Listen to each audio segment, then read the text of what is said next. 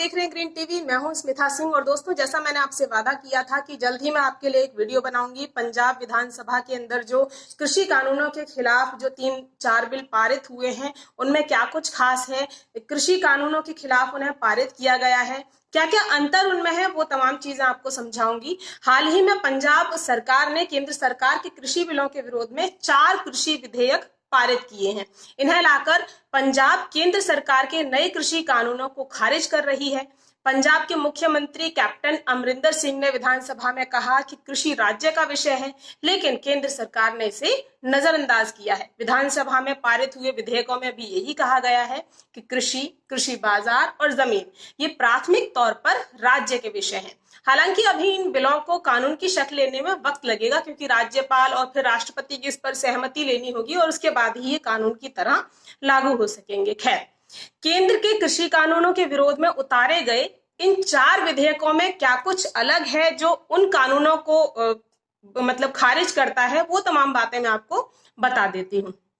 तो केंद्र सरकार का पहला कृषि कानून जो है वो है कृषि उत्पादन, व्यापार और वाणिज्य, संवर्धन और सुविधा। ये वही कानून है जिसमें किसान के लिए जो बाजार है उसे मुक्त कर दिया गया है। किसान चाहे तो अपनी फसल को एपीएमसी में बेचे, चाहे तो मंडी के बाहर बेचे, किसी व्यापारी को दे, किसी प्रोसेसर को दे, वो चाहे तो ऑनलाइन मार्केटिंग करे, कहीं भी वो अपनी फसल को बेचने के लिए स्वतंत्र है।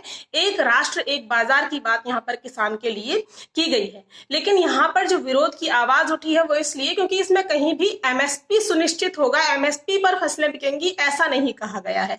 और इसी को लेकर किसान जो है वो गुस्से में है। और इसी कानून के खिलाफ पंजाब विधानसभा में पारित हुए विशेष प्रावधान व पंजाब संशोधन बिल 2020 के तहत एमएसपी के नीचे धान और गेहूं की खरीद फरोख्त, आप ध्यान से सुनिएगा, जो नया जो बिल पास किया है विधानसभा में पंजाब के अंदर, उसमें जो कानून बनाया गया है उसमें ये कहा गया है कि गेहूं और धान ये फसलों की खरीद फरोख्त जो भी करेगा, अगर वो एमएसपी के नीचे करता है तो 3 साल की सजा और जुर्माने का प्रावधान यहाँ पर इस कानून के अंदर किया गया है।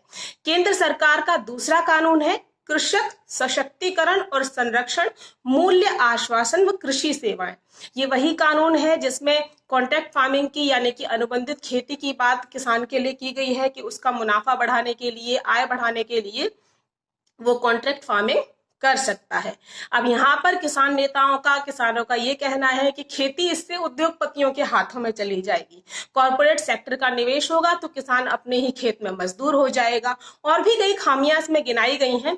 इसमें एक और बात का जिक्र किया गया है कि विवाद की स्थिति में यदि कॉन्ट्रैक्टर और किसान के बीच में कोई विवाद हो जाता है तो एसडीएम स्तर पर ही उसको निपटारा उसका किया जाएगा। अब इस कानून के विरोध में पंजाब विधानसभा में 2 बिल पास किए गए हैं, जिनमें केंद्र के बनाए कानून की कुछ धाराओं में संशोधन करते हुए नई धाराओं को शामिल करने का प्रस्ताव किया गया है। पहले बिल में प्रावधान किया गया है कि किसान और कंपनी आपस में विवाद होने पर 2.5 एकड़ तक की जमीन वाले किसानों की जमीन की कुर्की यहाँ पर नहीं होगी। इसके अलावा पशु, यंत्र और पशुओं के बाड़े आदि जो जायदाद होगी उसकी भी कुर्की यहाँ पर किसान की नहीं की जाएगी। ये चीजें इन कुर्की से मुक्त रखी जाएंगी।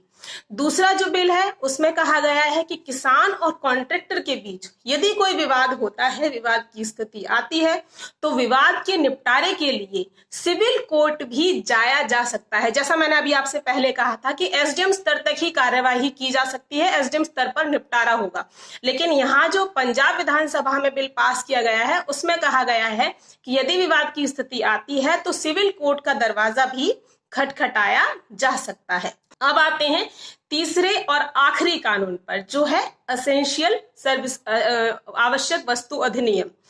इसमें जो चीजें हैं उसके बारे में मैं आपको बता दूं कि सरकार ने इस कानून में कुछ बदलाव किए हैं, कुछ संशोधन किए हैं, जिसके बाद खाद्य तेल, दलहन, अनाज, आलू और प्याज को एसेंशियल्स की लिस्ट से यानी आवश्यक वस्तुओं की जो सूची थी उससे बाहर कर दिया गया है।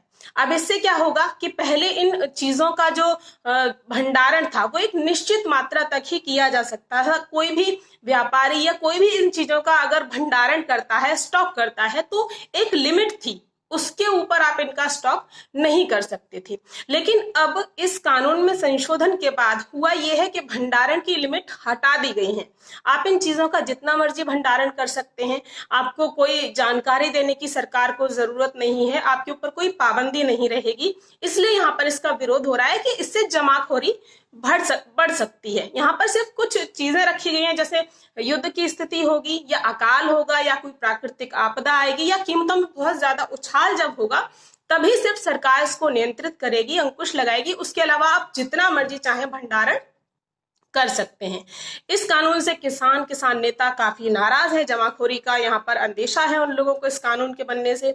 इस कानून के विरोध में लाए गए एक विधेयक में कहा गया है, इस कानून के विरोध में जो पंजाब विधानसभा में विधेयक लाया गया है, जो बिल पास हुआ है, उसमें कहा गया है कि उत्पादन, आपूर्ति और जो वितरण है, ये भी राज्य का विषय है। इसके लिए विशेष प्रावधान और संशोधन के साथ पारित किए गए बिल के मुताबिक पंजाब में खरीदी जाने वाली फसल के बारे में, जो भी पंजाब में फसलें खरीदेगा, उसके बारे में जो निजी कंपनियां होंगी जो इसका स्टॉक करेंगी, उनको सरकार को अपना पूरा जो लेखा जोखा होगा, ब्यौरा होगा कि उन्होंने कितना स्टॉक किया है, वो सब उनको सरकार को बताना होगा।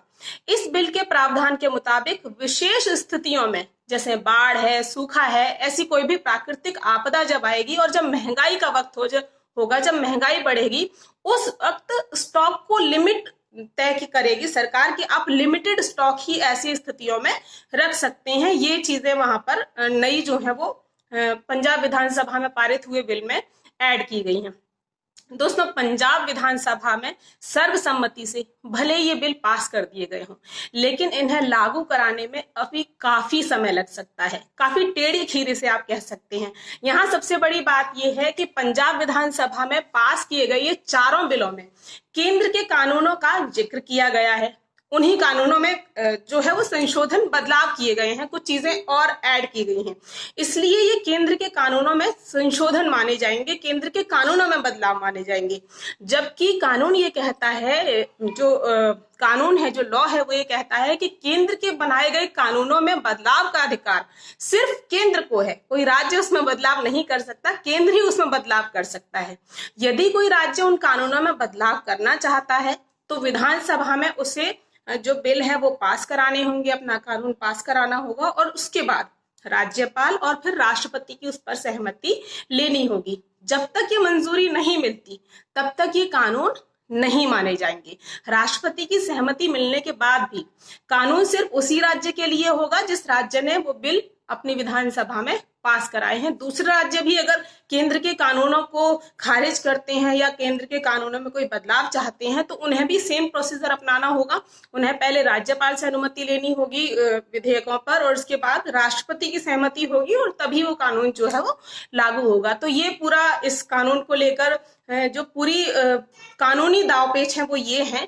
तो अभी कुल मिला के बहुत दूर है वो मंजिल की जो पंजाब विधानसभा ने विधेयक पारित किए हैं, जो पास हुए हैं, वो कानून की शक्ल लेंगे। फिलहाल आज के लिए इतना ही। फिर मिलूंगी आपसे किसी नई वीडियो में किसी नई जानकारी के साथ। तब तक के लिए नमस्कार। अगर आप चाहते हैं कि ग्रीन टीवी इसी तरह से किसानों को सशक्त करने के लिए कार्य करता रहे, तो आप भी इसमें अपना सहयोग दे सकते हैं। डिस्क्रिप्शन पर जाकर दिए गए लिंक पर क्लिक करें, पेटीएम करें, NEFT और क्रेडिट कार्ड के जरिए भी आप हमें सहयोग दे सकते हैं।